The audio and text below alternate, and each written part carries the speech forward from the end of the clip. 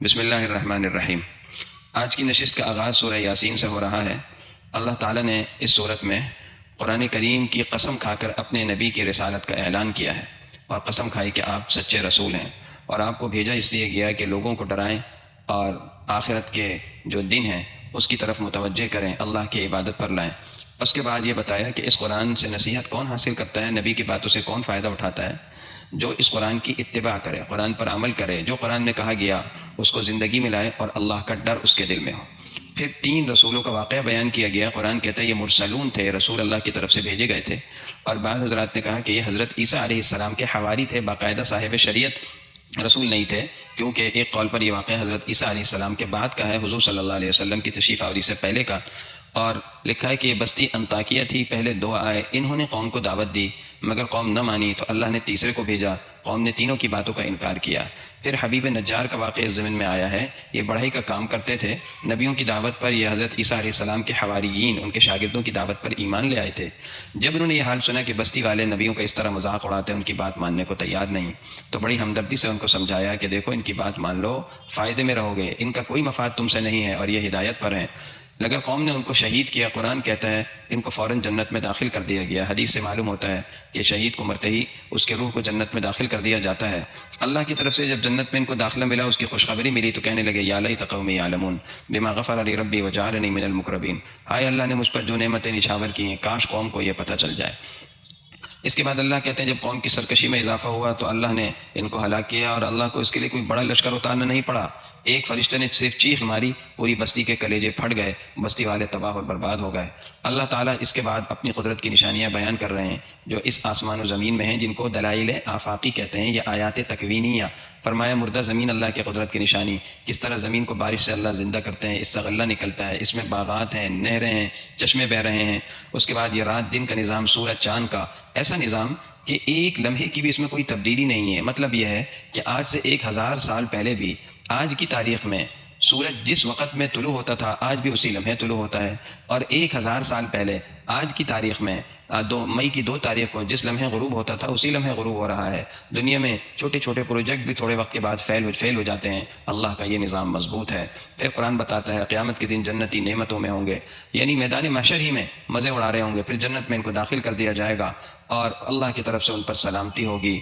گناہگاروں کو کہہ دیا جائے گا تم الگ ہو جاؤ، آج ہم تمہارا حساب لیں گے، تمہیں دنیا میں کہا گیا تھا کہ شیطان کا کہنا نہ ماننا۔ پھر قرآن کہتا ہے الیوم نختم علی افواہہم، جب کافر جھوٹ بکیں گے، شرک کا انکار کریں گے، قرآن کہتا ہے ان کے منہ پر مہر لگ جائے گی، منہ بند۔ اب ہاتھ پاؤں کو گویائی ملے گی، ہاتھ پاؤں بولیں گے۔ دوسری جگہ قرآن میں وہ تعجب سے اپنے اعضاء سے مخاطب ہو کر کہیں گے ارے ہم تمہیں کو تو دوزخ کی آگ سے بچا رہے تھے، تم ہمارے خلاف کیسے گواہی دے رہے ہو؟ وہ کہیں گے اللہ نے ہمیں گویائی دی ہے اس لیے ہم بولنے پر مجبور ہے۔ پھر قرآن کہتا ہے یہ نبی شاعر نہیں ہے، وما علمناه الشعر وما ينبغي له، یہ قرآن کوئی شعر شاعری نہیں ہے، اس لیے کہ شعراء کے کلام میں فرضی خیالی باتیں ہوتی ہیں، قرآن میں سنجیدہ مضامین ہیں، مضبوط اٹل باتیں ہیں، اور ان کے اندر بڑی گہرائی ہے۔ ایک مشرک تھا عاص بن وائل، اس نے ایک مرتبہ ایک بوسیدہ ہڈی لی، اس کو ریزہ ریزہ کیا، اور حضور صلی اللہ علیہ وسلم سے کہا قیامت کے دن کیا اللہ اس کو بھی زندہ کرے گا؟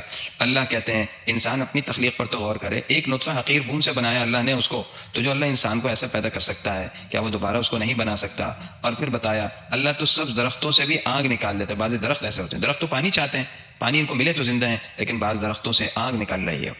اور اس کے بعد فرمایا جس ذات نے آسمان و زمین بنائے اس کے لیے انسان کو دوبارہ پیدا کرنا کیا مشکل ہے؟ اللہ کے ارادے کا نام وجود ہے، وہ صرف کن کہہ دے، ارادہ فرما لے تو وہ کام ہو جاتا ہے۔ پاک ہے وہ ذات جس کے قبضہ قدرت میں سب چیزیں ہیں، اور اسی کی طرف ہم سب نے لوٹ کر جانا ہے۔ سورہ صافات شروع ہو رہی ہے، فرشتوں کی 3 قسمیں کھائیں، جو فرشتے صفے باندھ کر کھڑے ہوتے ہیں اللہ کے سامنے سلیقے کے ساتھ، اور وہ فرشتے جو شیاطین کو اوپر جانے سے روکتے ہیں، اور وہ فرشتے جو ذکر کی قرآن کی تلاوت کرتے ہیں۔ اللہ ہی تمہارا معبود ہے، اللہ کہہ رہا ہے، یہ اس لیے کہا، کچھ مشرکین فرشتوں کو معبود کہتے تھے، اللہ نے بتایا یہ بات غلط ہے۔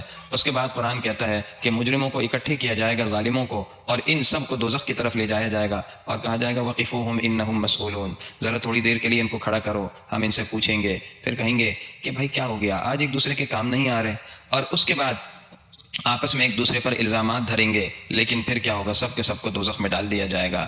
اس کے بعد جنتیوں کا ذکر ہے، ان کے لیے اللہ کی طرف سے طرح طرح کی نعمتیں ہیں، رزق ہیں، اور جنتی آپس میں جب تبصرہ کریں گے جنت میں تو دنیا کی باتوں کا بھی تبصرے کریں گے کہ ہمارا ایک ساتھی تھا جو ہمیں گمراہ کرنے کی کوشش کرتا تھا، اور یہ جھانک کر اس کو دیکھیں گے وہ دوزخ میں نظر آئے گا تو یہ جنتی کہے گا اس کو خدا کا شکر ہے تو مجھے گمراہ کر رہا تھا، میں تیرے نرغے میں آنے سے بچ گیا۔ قرآن کہتا ہے اذالک خیر نزلا ام شجرۃ الزقوم، یہ جنت کی مہمانیاں بہتر ہے، نعمت ہے یہ زقوم کا درخت، یہ ایک کانٹے دار درخت ہے۔ قرآن کہتا ہے یہ ظالموں کے لیے فتنہ آزمائش ہے۔ جب قرآن نے کہا یہ زقوم دوزخ میں ہوگا، کہنے لگے جی زقوم تو میٹھی چیز ہوتی ہے، کھجور مکھن اسے کہتے ہیں، ہم کھائیں گے۔ اللہ نے بتایا نہیں، یہ ایک کانٹے دار درخت ہوگا، انتہائی بدبودار، کڑوا، اور اس کا منظر بھی انتہائی خوفناک ہوگا، اور یہ اس کو کھائیں گے، اس سے اپنے پیٹ بھریں گے، اور یہ ان کے لیے اور عذاب بنے گا۔ پھر حضرت نوح علیہ السلام کا ذکر ہے، ساری قوم ان کی غرق ہو گئی تھی جو ایمان نہیں لائی تھی، اور اس کے بعد لکھا ہے کہ طوفان نوح کے بعد زمین پر جو نسل انسانی چلی وہ حضرت نوح علیہ السلام کے 3 بیٹوں کی نسل سے ہے، حام، سام اور یافس۔ پھر حضرت ابراہیم علیہ السلام کا ذکر ہے، ان کی ایک کوالٹی قرآن بیان کر رہا ہے، ان کی خصوصیت کیا ہے؟ اذ جاء ربہ بقلب سلیم، قلب سلیم لائے، ایسا دل جو بیمار نہیں تھا، بالکل پاک صاف تھا، کفر سے، شرک سے، کدورتوں سے، حسد، کینہ، بغض، عداوت، مال اور دنیا کی محبت سے۔ یہ قلب سلیم اللہ کیا بہت قیمتی ہوتا ہے۔ اس کے بعد جب قوم تہوار میں گئی، انہوں نے بت توڑ دیے۔ پھر اس کے بعد قرآن کہہ رہا ہے کہ اللہ نے ان کو حضرت اسماعیل علیہ السلام عطا کیا، خواب میں دیکھا کہ بچے کو ذبح کر رہے ہیں، بچے نے کہا جو آپ نے کرنا ہے وہ کریے۔ یاد رکھیے نبی کا خواب وہی ہے، عام آدمی خواب میں کچھ بھی دیکھ لے، کتنا نیک آدمی ہو، یہ وہی نہیں ہے، اللہ کا حکم نہیں ہے۔ اگر شریعت کے خلاف کوئی بات ہوگی تو اس پر بالکل عمل نہیں کیا جائے گا، لیکن نبی کا خواب وہی ہے، لہٰذا بچے کو ذبح کرنے لگے۔ حالانکہ بچے کو ذبح کرنا تو گناہ ہے، لیکن یہ اللہ کا حکم تھا، اللہ نے جنت سے مینڈا بھیج دیا، وہ ذبح ہو گیا۔ بتا دیا جب اللہ کا حکم ہوتا ہے چھری چلتی ہے، جب اللہ کا حکم نہیں ہوتا چھری نہیں چلتی۔ اور قرآن نے کہہ دیا آپ اس آزمائش میں کامیاب ہو گئے۔ بہت بڑا امتحان تھا، ہمارے لیے سبق ہے کہ جب تک ہم اللہ کی راہ میں اپنا مال، اپنی اولاد، اپنی عزت، اپنی صلاحیت، اپنا گھر بار اور اپنا کاروبار قربان کرنے کا جذبہ نہیں رکھیں گے، اس وقت تک پورے مومن نہیں ہو سکتے۔ حضرت یونس علیہ السلام کا تذکرہ ہے، قوم کو اللہ کے حکم سے بتایا 3 دن بعد عذاب آئے گا، اور یہ سوچ کر کہ اب 3 دن بعد عذاب آنا ہے اس بستی سے روانہ ہو گئے۔ وہاں قوم نے توبہ کر لی، عذاب ٹل گیا، آپ کشتی میں سوار ہوئے، کشتی بھنور میں پھنسی، قرآن اندازی میں آپ کا نام آیا، آپ کو ڈالا گیا پانی میں، مچھلی نے منہ میں لے لیا۔ پھر جب وظیفہ کیا لا الہ الا انت سبحانک انی کنت من الظالمین، تو اللہ تعالیٰ نے ان کو نجات دی۔ یاد رکھیے وظیفے اس وقت بھی کام آتے ہیں جب کوئی ڈاکٹر، کوئی دوا، کوئی دنیاوی تدبیر نہیں کام آتی، مگر 2 باتیں یاد رکھیے، ایک یہ کہ سب سے بڑا وظیفہ، سب سے اہم وہی ہے جو قرآن اور حدیث میں ہو، سب سے زیادہ تاثیر مسنون اور جو ہے مأثور وظائف اور دعاؤں میں ہے جو قرآن و حدیث میں آئے۔ دوسری بات ہے کہ وظائف تب کام کرتے ہیں جب اس کو دل کی گہرائی کے ساتھ کیا جائے، یقین کے ساتھ کیا جائے۔ آخر میں اللہ کو فرماتے ہیں سبحان ربک رب العزت عما یصفون، اللہ پاک ہیں ان چیزوں سے جو یہ گھڑ رہے ہیں، اللہ کے لیے بیٹیاں کہتے ہیں فرشتوں کو، کبھی شرک کرتے ہیں، بتوں کو خدا کا برابر کہتے ہیں۔ وسلام علی المرسلین، رسولوں پر سلام، والحمد للہ رب العالمین، سب تعریف اللہ کے لیے جو رب العالمین ہے۔ سورہ صاد کا شروع ہو رہی ہے، ابو طالب کے پاس حضور صلی اللہ علیہ وسلم کے حوالے سے شکایتیں مشرکین نے کی، اور کہا کہ اپنے بھتیجے کو کہیں ہمارے بتوں کو برا بھلا نہ کہا کریں، ہم ان کو اسلام پر چلنے سے منع نہیں کریں گے۔ ابو طالب حضور صلی اللہ علیہ وسلم کے پاس آئے اور حضور سے یہ بات کہی، تو آپ نے فرمایا میں ایک ایسی بات کی دعوت تمہیں نہ دوں جس سے پورا عرب و عجم جھک جائے گا۔ پوچھا وہ کیا ہے؟ کلمہ توحید آپ نے پیش کیا۔ کافروں نے اس پر تعجب کیا، سارے خدا چھوڑ کر ایک خدا کی عبادت کریں۔ اللہ نے اس پر آیت نازل کی، سارے لوگ چلے گئے اور ایمان نہیں لائے۔ اس کے بعد حضرت داؤد علیہ السلام کا واقعہ بیان کیا۔ فرشتے، اصل میں یہ فرشتے تھے جو انسانی شکل میں آئے تھے، دیوار پھلانگ کر آئے۔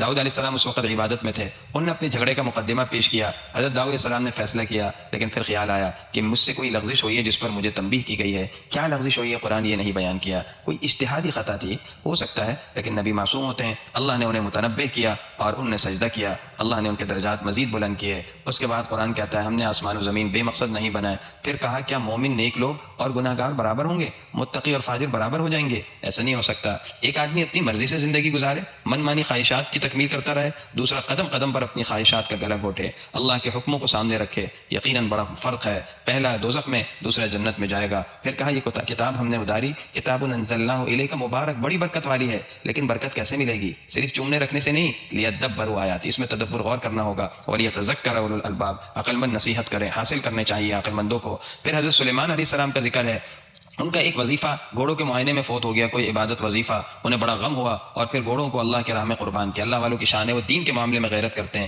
کسی وجہ سے ان کا نقصان ہوتا ہے تو وہی چیز اللہ کے راہ میں دے دیتے ہیں۔ قرآن نے بتایا انہوں نے ہواؤں پر، پرندوں پر، جنات پر حکومت کی تھی۔ اور حضرت ایوب علیہ السلام کا پھر ذکر ہے کہ ان پر سخت آزمائش آئی، اللہ نے کہا چشمہ نکلے گا، زمین پر پاؤں ماریے، اس سے نہائے اور پئیں، صحت مل گئی۔ یاد رکھیے شکر اور صبر دونوں اللہ کی نعمتیں ہیں اور دونوں عبادتیں ہیں۔ حضرت سلیمان علیہ السلام کا واقعہ مالداروں اور بادشاہوں کے لیے نمونہ ہے کہ وہ اس حال میں بھی شکر کر کے اللہ تک پہنچ سکتے ہیں۔ ایوب علیہ السلام کا واقعہ بیماروں اور مصیبت زدوں کے لیے اس میں نصیحت اور عبرت ہے۔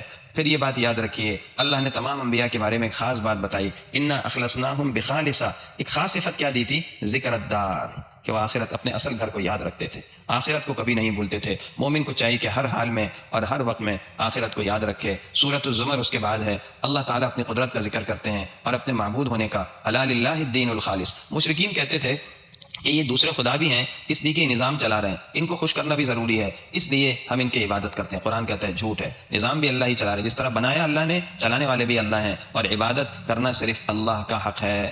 اس کے بعد کہا ہم نے تم کو 3 اندھیروں میں بنایا۔ اللہ کی تخلیق کا ایک انداز، انسان پہلے ماں کے پیٹ کا اندھیرا، پھر رحم کا اندھیرا، پھر ایک پتلی سی جھلی جس میں بچہ لپٹا ہوا ہوتا ہے۔ ان 3 اندھیروں میں اتنا خوبصورت انسان بنا، اس کے نقش و نگار بنے، اور ایسا خوبصورت چلتا پھرتا انسان ہے، یہ اللہ کی قدرت کی زبردست نشانی ہے۔ پھر کہا اگر تم کفر کرو گے، ناشکری، تو اللہ بے نیاز ہے اور اللہ کو یہ پسند نہیں تم کفر کرو۔ وَإِن تَشْكُرُوا يَرْضَهُ لَكُمْ، شکر کرو گے تو یہ اللہ کو پسند ہے۔ اس کے بعد نیک بندوں کی صفات بیان کی۔ اللہ کا قرب ہم کیسے حاصل کر سکتے ہیں؟ امن هو قانت آناء الليل ساجدا وقائما، رات دن اللہ کے سامنے، رات کی گھڑیوں میں اللہ کے سامنے، کبھی سجدے میں کبھی قیام میں ہاتھ باندھے کھڑے ہیں۔ اور اس کے بعد یحذر الآخرہ ویرجو رحمت ربی، پہلی عملی عبادت ہے۔ نظریاتی عبادت کیا ہے؟ فکری، آخرت کا ڈر ہے ہر وقت، اور اللہ کی رحمت کی امید رکھتا ہے، اللہ سے نا امید نہیں ہے۔ اس کے بعد اللہ تعالیٰ نے فرمایا افمن شرح اللہ صدرہ للاسلام فهو علی نور من ربی، جب اللہ سینہ کھول دیتے ہیں اسلام کے لیے تو اللہ کی طرف سے خاص نور ملتا ہے۔ حدیث پاک میں شرح صدر کی تفسیر آئی، اللہ بندے کے دل کو وسیع فرما دیتے ہیں، شریعت کی باتوں کو لینا، سمجھنا، عمل کرنا آسان ہوتا ہے، کوئی شبہ نہیں رہتا اور اس پر عمل کرنے کا دل چاہتا ہے۔ حدیث میں صحابہ نے نشانی پوچھی تو فرمایا کہ آخرت کی طرف اس کا رجوع ہوتا ہے، دنیا سے دل اچاٹ ہوتا ہے، دنیا کے دھوکے سے بچتا ہے اور موت کے آنے سے پہلے موت کی تیاری کرتا ہے۔ پھر قرآن کا ایک تعارف اللہ نے رکھا، یہ قرآن کیا ہے؟ احسن الکتاب، تمام کتابوں میں سب سے عمدہ، جس سے کبھی سیر آدمی نہیں ہوتا۔ اس کے اندر ملی جلی آیتیں ہیں جن کا مضمون قریب قریب ہے، مضمون میں تضاد نہیں ہے، مضمون ایک دوسرے کا الٹ نہیں ہے، اور بار بار یہ آیتیں پڑھی جاتی ہیں۔ تقشعر منہ جلود الذین یخشون ربہم، رونگٹے کھڑے ہو جاتے ہیں ڈرنے والوں کے دل، اور پھر ان کے اعضاء، ان کے دل سب نرم ہو جاتے ہیں، ڈھل جاتے ہیں اور اثر لیتے ہیں اس قرآن کا۔ اللہ ہم سب کو عمل کی توفیق عطا فرمائے۔ وآخر دعوانا الحمد للہ رب العالمین۔